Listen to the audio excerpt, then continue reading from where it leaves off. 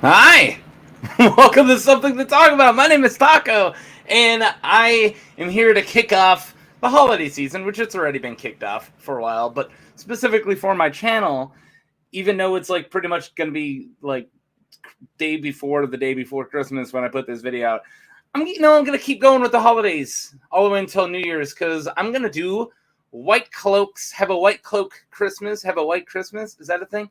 I want to talk about Knights of the Kingsguard, and I got 3 I want to talk about. So I'm just going to do that, and I'm going to lie and say it's because of the holidays. First up, I want to talk about Sir Lucamore Strong, and I think I'm going to cover Aemon the Dragon Knight, and maybe even I'll keep the last one a surprise. I'll give you a hint. It's a big old fat guy, big chubby guy like me. I like chubby knights. There's a thing. Maybe it's because, I think because I don't have a good figure that I can ever be a knight. So whenever that's why I cover people like Guy Lofton, who's a big old knight, and then the third Kingsguard I'll cover. But we're not talking about that right now. We're talking about a big and a different way. We're talking about Sir Lucamore Strong. Should we just get into it? Do all the YouTube stuff so I don't have to continue rambling. Like and subscribe, all that stuff. What I do here is I do these big long takes, no editing, mostly improv. I kind of just ramble and read off the screen poorly. And I talk about characters from Song of Ice and Fire lore. I started talking about really small, lesser-known guys, but I'm kind of branching out because Lucamore Strong I wouldn't call lesser-known. I think he's a pretty important character, actually, and I love how strong. That's not the right thing for me to put up. So let's talk about Sir Lucamore Strong. So Lucamore was described as a here I can't even read amiable, strapping, broad-shouldered, young, blonde bull. He was a favorite of the small folk in tourneys and was well loved at the court. So the picture I got is actually of Robert Strong, but it's fine. He's a giant guy with the strong color, so it works. And that art is by Robert O'Leary. Got to give a shout out. And then you got How Strong. So I love How Strong, as a lot of people might know. I did do my top 30 A Song of Ice and Fire houses, and How Strong was pretty high up there. And let's get into it. So this is great. I finally get to cover one of my favorite houses. A character from one of my favorite houses. How Strong of Harrenhal was a noble house in the Riverlands. Their main seat was Harrenhal, thanks to Lucamore, actually. So at the beginning of our tale, they wouldn't even have Harrenhal yet. They actually get it because of Sir Lucamore Strong. Like other families who have been in possession of Harrenhal, their family died out thanks to Laris, by the way, according to the show, but most likely in the books. According to semi-canon sources, their sigil is this. What do I have to say? You already see it. It's blue, it's red, it's green. It's representing the 3 forks of the trident, so the blue fork, the red fork, and the green fork. All right. Let's talk about Lucamore. Sorry for that cough. All right, so he fought in the tourney at the Dragon Pit in 55 AC, and this was a great tourney held to celebrate the completion of the Dragon Pit, and Sir Lucamore was the victor of the great melee in the pit. After the death of Sir Willem the Wasp, awesome name, might cover him. I might. I should. He's not one of the 3 Kingsguard guys, but he could be 4th. I like Willem the Wasp. The following year, Jaehaerys, the Old King, awarded a white cloak to Sir Lucamore. So think about this, right? So he's just a normal, knight, right? No one really knows where How Strong was from. They are a really, really, really old house, but it's never really said where their seat was. A lot of people there's a lot of theories on where How Strong comes from. But and also, he's not the first, really well-known Strong. How Strong has done stuff in the past and has been part of the small council and stuff like this. So out of nowhere, Lucamore Strong wins this melee, and he's this big giant. They call him the blonde bull.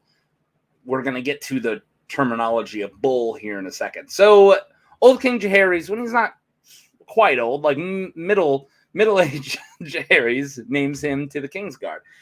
So there's that amazing sigil for the Kingsguard. I bet you guys love it. It's just a white shield. So as a knight of the Kingsguard, Sir Lucamore was on duty when Balerion returned to King's Landing in 56 AC. So let's see how long ago this was. So a year after he fought in the Dragon Pit, in the following year. So this is his first year, is when Balerion the Black Dread returns to King's Landing. So I don't want to get into it too much, but Princess Arya, I never know how to say her name, Arya Targaryen, left on top of Balerion the Black Dread and was gone for quite a while before she returned. So he was on duty at the Dragon Pit or wherever when Balerion returned. So yeah.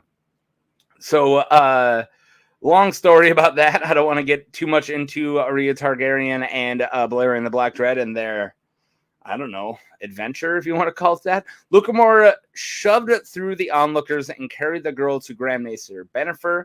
He later told anyone who would listen that the princess was stick thin and so hot with a fever, and I'm using the term fever because that's probably not what was going on, that he could feel her through his armor. There was blood in her eyes and something was moving beneath her skin. Some body horror for you. And was summoned to King Jaehaerys the next day, and King Jaehaerys commanded him not to speak of Arya Targaryen anymore. And after Princess Rhaea Targaryen, now I'm getting into a new thing. So yeah, so that's kind of a big main thing that he was a part of, because Arya Targaryen and Balerion the Black Dread, which I'm sure you can find people on YouTube who have covered it. I know plenty of people who have. Check out Indeed Geek. He does a really good video on it. And yeah, so I don't want to cover that because I'm talking about Lucamore Strong. So Lucamore Strong was there for that. And then another thing, so after Princess Rhaena, as in Dreamfire Rhaena, one of my favorite Targaryens, who had ruled as the de facto Lady of Harrenhal, died in 57 AC, King Jaehaerys named Lucamore's brother, Sir Bywin Strong, as the new Lord of Harrenhal. So he's Kingsguard for like 20 freaking years before his brother gets named as King of Harrenhal. So I guess you could say thanks to Lucamore. I don't know, maybe Bywin Strong did a bunch of stuff also in order to do it, but you know, it was during his reign as the Kingsguard that got them the House of Harrenhal, which is a curse more than a blessing, isn't it?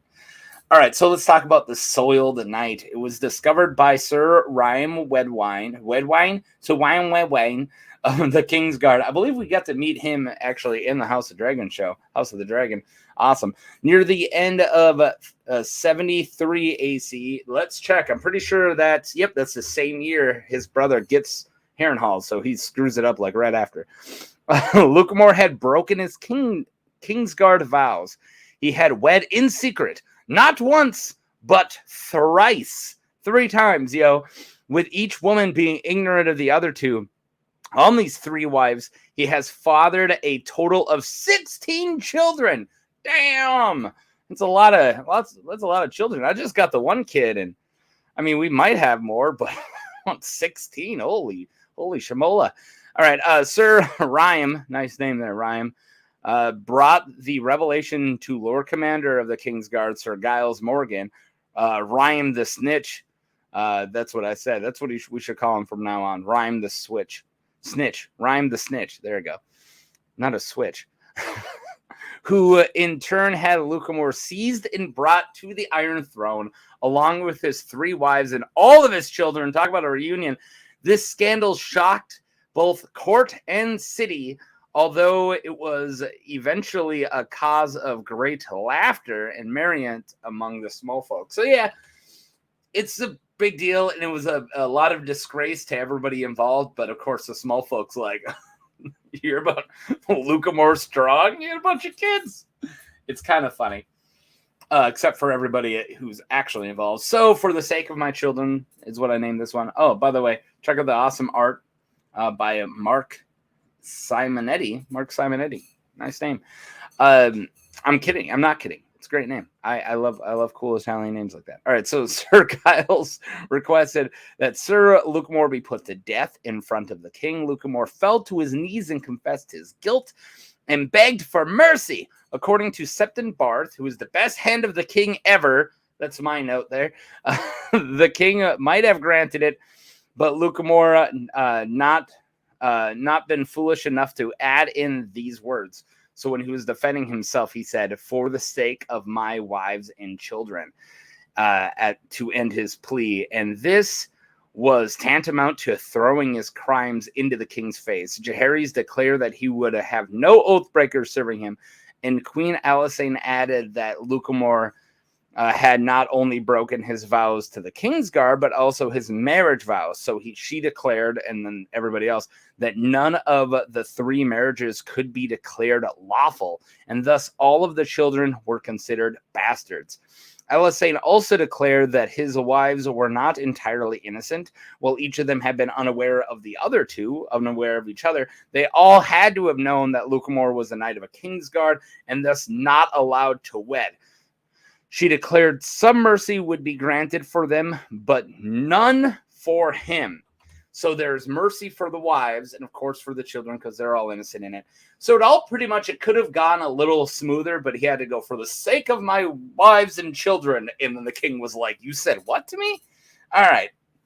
So he didn't get killed. Instead, they do something else with him, but also everybody involved, except for the kids, for the most part, get punished. So Lucamore the Lusty, that's how he gets his nickname. So Sir Lucamore was gelded, which means his man bits were cut off, by his former sworn brothers of the Kingsguard. Youch! Which King Jaehaerys sent Lucamore to join the Night's Watch at the Wall.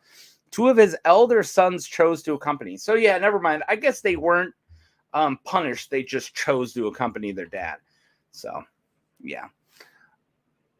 A daughter chose to become a septa, and his 3 wives were then sent exile away from King's Landing. The first given charge of Lord Bout Strong at Harrenhal, Lucamore's brother in the Riverlands. The second to Lord Daemon Valerian on Driftmark, so there was a Strong there. And the third wife was sent to Sir Garin and Lord Bormont Baratheon. Yeah, of Storm's End and the Stormlands, in the Stormlands, along with their children. So think of it this way. So all the children, besides a couple that want to follow Lucamore to the Watch after he gets his bits chopped off, they bring the strong bastards, right, to all these different houses, right? So think about this for a second. We're going to get to this. And I'm not the first person to talk about this. Check out Joe Magician. Brings this stuff up, and I want to say that the Disputed Lands did a video on this too. A lot of people have talked about the seeds of Strong, so I'm not the only one. And I'm talking about Lucamore, but also I get to bring up all these other cool theories. So from that day forth, what did it say? They were forbidden to continue using the surname of Strong. From that day forth, the children of his first wife were known as Rivers, the children of the second, Waters, and the children of the third, Storm. So Lucamore forever became known as Lucamore the Lusty, and it was all recorded in the White Book, and our songs were sung in a humorous song about him. So Sir Jaime Lannister mentions Lucamore to Sir Loras Tyrell in later cites him as an example to Sir Ilan Payne while discussing what to do about the Kettlebacks. Should I do video about the Kettlebacks? I feel like I gotta should. The Kettlebacks are huge in the books, but not at all in the show. So let's talk about some of that strong symbolism, shall we? And then we'll end the video. So strong symbolism, there are some horny man symbolism here. He was first called the Blonde Bull or the White Bull, and is a man with horns, and he is super lusty. You get it? He's horny. For some reason, when we first meet Sir Lucamore, he's called this bull, and he's got horns on his helmet, right?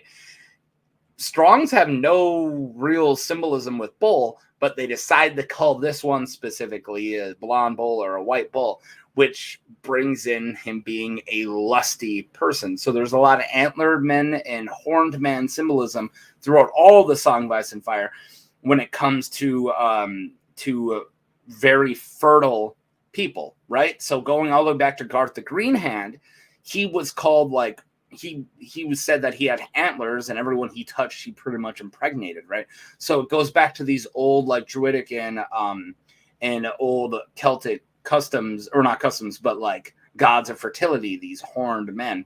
And again, I'm not the only person to talk about this. Check out, what's his name? Lucifer means Lightbringer. David Lightbringer is his name on YouTube. He doesn't so much talk about Strongs, but he does talk about the antlered men and horned men symbolism of meaning fertility. So, yeah. Okay, anyways, its connection to Garth the Green Hand, the antler men symbolism, which I just said. This is linked between... all right, I already said all this. So, and yeah, there's also the theory of the strong bastards, which changed Baratheons forever. So there is a theory of the seed is strong, which is why after this, maybe all the Baratheons then started being talked about as being these giant barrel-chested, huge-shouldered, huge men because of the strong seeds, because of the strong bastards, right? Maybe where Lucamore's kids got sent, he kind of changed the genetics of those areas, and now they're all giant, huge people.